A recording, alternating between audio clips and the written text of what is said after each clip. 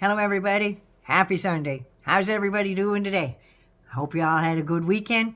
Coming up here, Memorial Day weekend for us. Should be fireworks tonight and tomorrow. Vivi be quaking in her boots down there. I have to get her out some hemp there.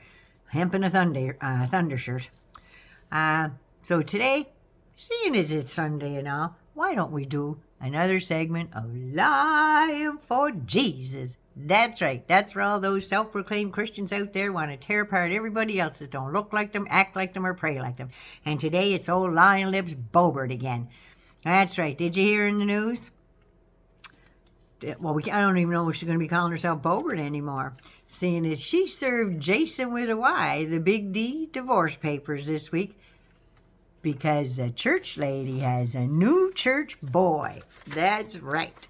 She looks like she's setting it up there with a Christian rock star, cult concert goer, whatever. Apparently his name is John F-E-U-C-H-T. I say fucked. What do you say? Feck it? Fucked? I don't know. I'm going with fucked. So anyway, he's got 500 followers on his Insta media. And he has all these clan concerts he goes to. Well, he doesn't go to. He performs at them. And he seems to think that if you suffer from same-sex attraction or are under the process or in the process of transitioning, you need to go to one of his concerts. Because you know what? He says that his concerts are conversion therapy. That's right. You go to one of his concerts and God's going to heal you. Like there's something wrong with them or something. There's nothing wrong with them. It's the way they were born. He was born the way he was. Lauren was born an idiot. People are just born the way they're born. Let them live their lives the way they were born. Because in the grand scheme of things, it doesn't affect your life one way or another. So leave them the hell alone. Keep your nose in your own business. So, other than that, apparently he's also a Proud Boys fan. And he hires them for security. That's right. You know, there's just like Lion Lips BOEBERT there. They're her best friends. She plays in the sandbox with them. She travels with them and everything else. I mean, on trips to Texas and everything else with them. She's even talked at a few of the, what would we call them? White supremacist conventions? Will we go that far? Yeah, something like that. Because, well, just put it this way. Here in Canada, the Proud Boys are a domestic terrorist organization and not allowed to form here. Just saying. But anyway, he calls the gay trans flag there, he calls that the flag of perversion. You know what's perverted? His ideas on life. And if he's that much of a Christian, he would be giving a shit about the other people that are around him. You know, what he would call the less fortunate. But anyway, judging by the look on his face, that's what he looks like. Minus these gorgeous glasses. But that's what he looks like. He's all surprised. Like, I'm pretty sure with the look of surprise on his face, he's had a couple games of Duck, Duck, Goose. Just saying. Might have gone to some of them Bible camps. But anyway, he looks a little bit like Piers Morgan, but with one of those big curly blonde pirate lady wigs there from Party City. Yeah, that's who he looks like. But anyway, now I'm not saying she is or has committed adultery, but it just seems awful funny, these pictures of him and her popping up all over the place, and the next thing you know, somebody's getting a surprise. But anyway, but her actions do speak louder than words. Like when she first got into the politics game there, old Ted Cruz gave her a payment of $175,000. That's pretty good for somebody that couldn't pay medical bills, couldn't pay their bills at the restaurant, could barely pay rent, had no health insurance and everything else. Give her $175,000. Way to go, Ted. Pretty sure you got a little more than just a candidate out of it. I'm just saying, that's just my mind working overtime here. But anyway, apparently she was a paid escort at a Koch brothers party, and they put old Ted up to getting cozy with Lauren. I don't know how cozy, but just saying. But anyway, good Christian women don't leave their husbands, Lauren. In fact, they're supposed to stay and try and fix their man.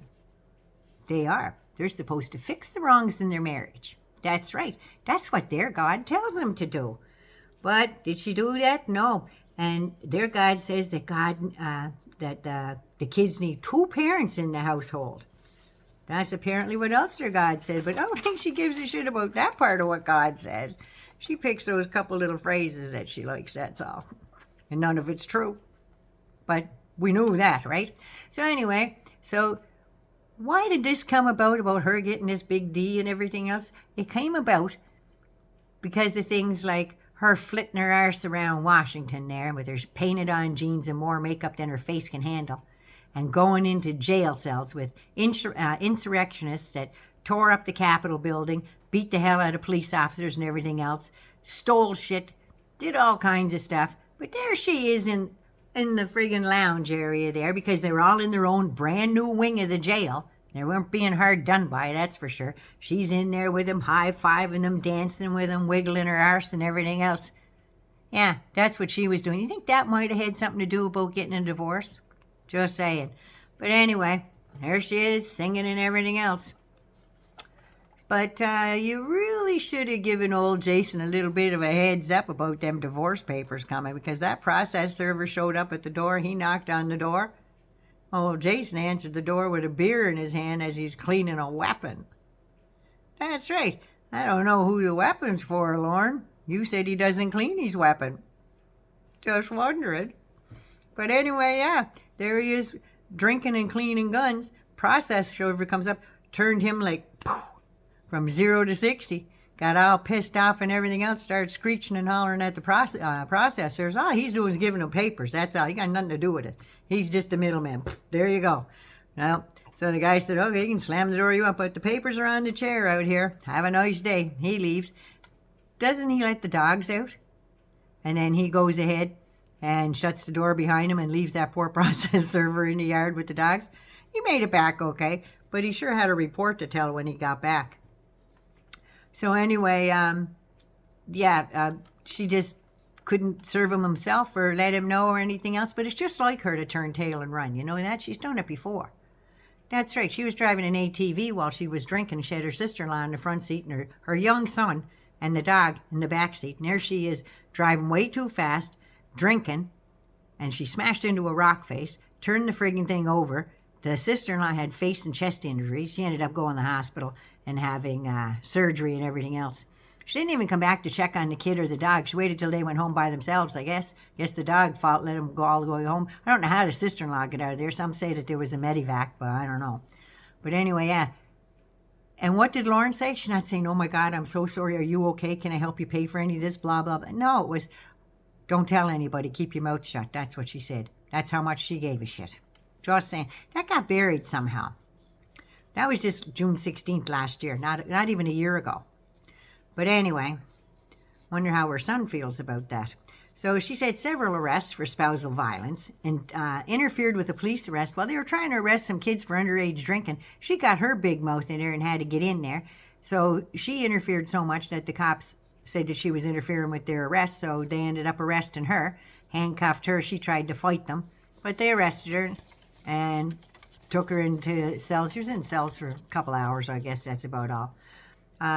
Another time when she was still doing Shooter's Grill there, she decided to get a food truck and go to the rodeo. She goes to the rodeo, makes pork sliders, and poisons 80 people at the goddamn rodeo for unsafe food handling. That means that they were dirty, unsanitary bastards and poisoned half the friggin' people at the rodeo. But there we have it. So anyway, while running that, she said that she's pro-police and law and order. But she defies laws all the time. She resists arrest when she gets arrested, at least 4 times now. Now, she's harassed her neighbors, and she used her dogs to intimidate and threaten them.